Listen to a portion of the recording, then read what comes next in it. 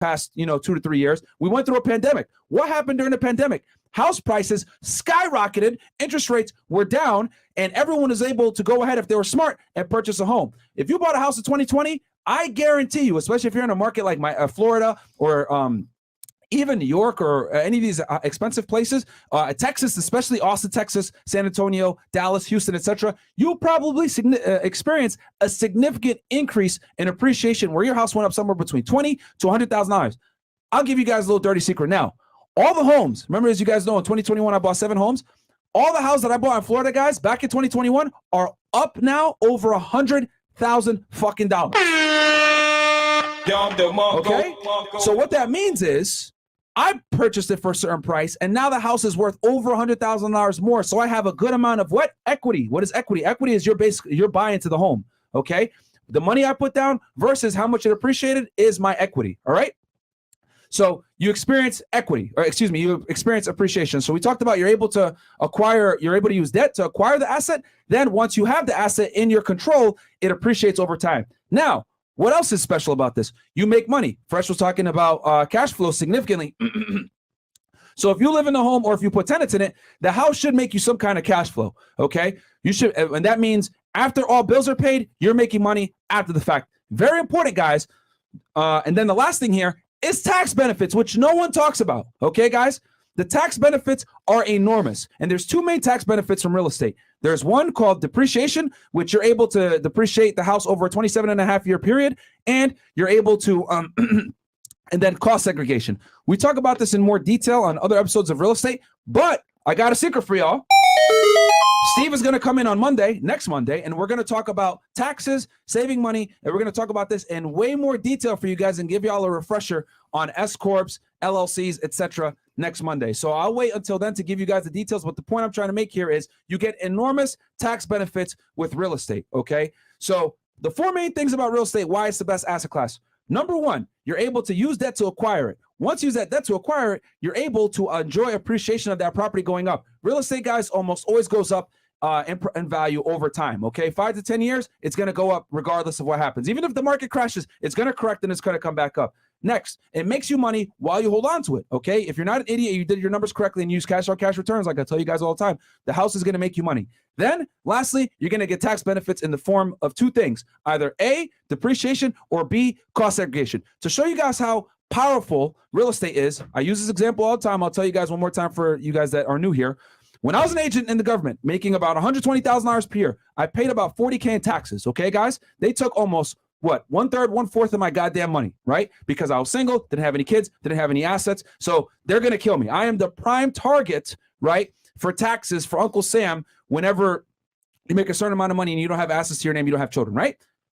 Now that I'm making like 10x that, right, doing this, entrepreneur, and also being a real estate investor, especially the real estate investor, I paid about $36K in taxes last year for 2022, guys. So I paid less taxes as a multimillionaire than I did as a working class citizen making $100K per year. That's fucking crazy. And how was I able to do that? I was able to do that through the power of real estate. And to tell you the truth, if I wanted to, I could have paid even less taxes, but I didn't use all the deductions that were available to me because you obviously want to be in a nice little sweet spot where you're able to show income so you're going to get approved for loans, which is a little bit more advanced. But you guys get the idea. The point I'm trying to make here is I made a bunch of money, yet I paid less taxes. Why? Because I own real estate. Why does Trump not show us tax returns? Because he has real estate. Why does Robert Kiyosaki not pay taxes? Why do guys that are real estate moguls not pay taxes? Chris Crone, all these guys, because they have real estate, guys. It makes you money, it appreciates over time, and it cuts down your tax liability, which when you put that all together are enormous returns. And no single asset class comes even fucking close to this, man. That's why I scream at y'all all the time. If you're going to invest in one asset class,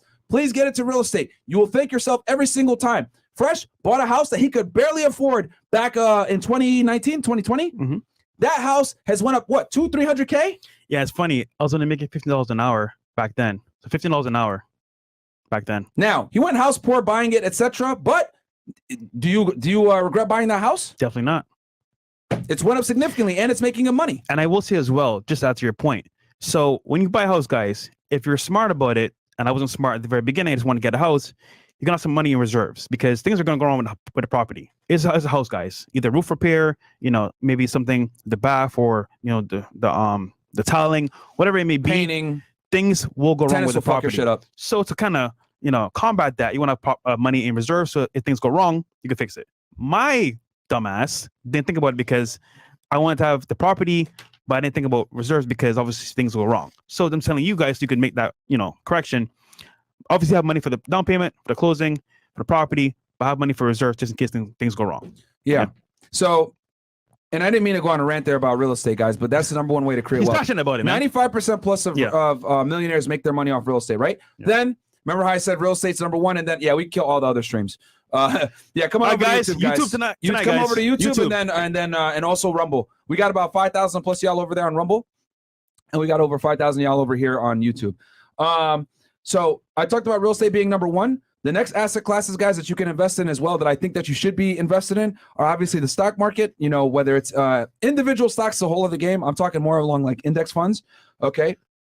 Cryptocurrency, precious metals, and then if you want, a high interest savings account, which, as you guys know, I talked to y'all about my Merrill Lynch stuff that I got going on with a preferred deposit. You obviously need it's a threshold, you need 100K or whatever to invest, but you're getting a 4.76% interest rate right now, and the Fed is going to continue to raise interest rates. So I want y'all to be guys in a position where no matter what happens with the market, you're able to profit. For example, as y'all know, the interest rates are going up right now, so finding deals in the real estate market are a little bit higher because a 30-year fixed interest rate right now as an investor is somewhere between 7 and 8%. It's hard to get cash flow with interest rates that high. However, since I know the interest rates are going up, on this side of the coin, I'm investing and putting my money into a high interest savings account that's going to benefit from the Fed increasing rates. So I don't want y'all to ever be a victim of the market. I want you guys to monopolize the market. So no matter what happens, you have what I call a diversified portfolio where nothing can fuck you up. If they raise interest rates, cool. I have to slow down on the real estate investing. However, I'm making money over here with my high interest savings account. Or if crypto starts bumping up, bam, I got cryptocurrency over here. But if cryptocurrency goes down, it's okay. I got precious metals and I got real estate. I want you guys to have every single asset class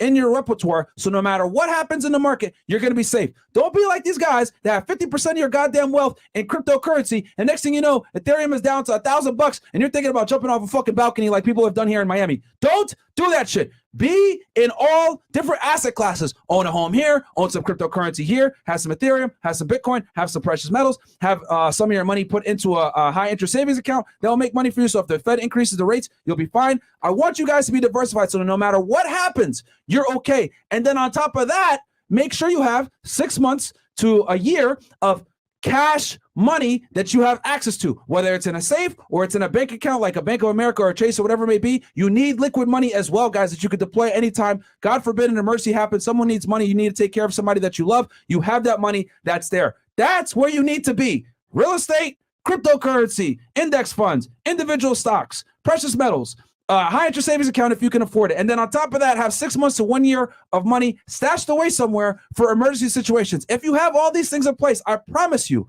you're going to be in a position where people can't fuck with you. You will become what I call unfuckwithable. Then you will be able to do whatever you want to do, whether it's putting on a certain mask or whatever it may be. If you don't get canceled. Yeah, if you don't get canceled, I'm fucking around. Yeah, but the point is, I want y'all to have that same bravado and that same confidence in yourself that you can do what you want to do and people can't control you. The point, guys, is I want you to control your finances so other people can't control you. But when you don't have your finances in control, other people control you. Fuck that shit. We're about being independent and controlling your destiny and not having someone else control your destiny for you. But if you don't control your finances, I promise you, someone else is going to control you. And I forgot. I forgot one more hidden gem that I learned a couple years ago from my mentor. It's insurance, guys. The IUL whole life policies. If you get the right one, you can put money into it. And here's the benefit: death penalty benefits, which means if you die before you reach a certain maturity amount on this policy, it can pay your family for years to come. So I would say look into IUL that works for you. And guys, don't go in a club and spend money on a bottle. Look at insurance policy that you actually can afford. Get that monthly. I'm telling you guys, if you die, or God forbid you die, or for example, you live for a long period of time and it matures, you get money from just putting money in that. It's also a savings account as well. And as well, if you die, you get penalty benefit. So it works out. They're saying death penalty in the chat. Huh? They're saying death penalty in the chat. Death benefit. Death benefit. There you go. There you go. Yeah. Don't worry. All right. Okay, so that covered number 4. I know that was long-winded, but I wanted to let y'all know the importance of having cash flow assets. Because remember, the other thing I want to tell y'all is that the other assets I mentioned, cryptocurrency, etc., that's not cash flow, guys. That's just appreciation. So you don't get the money unless you actually withdraw it out, right? And then you got to pay capital gains tax on that shit. Yeah. So the only asset class that's actually going to give you real cash flow that you can actually use is real estate, guys. Everything else, you're just going to enjoy appreciation. And I forgot one more thing. If you borrow against your insurance life policy, you can actually get it either tax-free or with a very low interest rate, which is very powerful because let's say you want to buy a property, you can borrow against your actual life insurance policy if you do the right one and use that to get a property. And we talked about this in more detail with Chris Crone. Yeah. So go watch that episode that we did with Chris Crone. We're actually going to be, should we drop it? We're going to be in Salt Lake City, Utah, guys, more than likely in August. We're going to be out there with Chris Crone. We're going to do a pod with him and go to his event. So we'll be out there, man, out there with some of y'all Mormons. Don't kill us. All right. There you go. Just kidding. I fuck with the Mormons, man. They have multiple chicks too. Shout out to y'all. Yeah. You want to do some more chats? Yeah. Well, before we get into 3? Yeah. Okay. Okay. We got here, Rashad Morris goes, guys, from this point forward, like I said, we're reading 20 and up, but every single child will be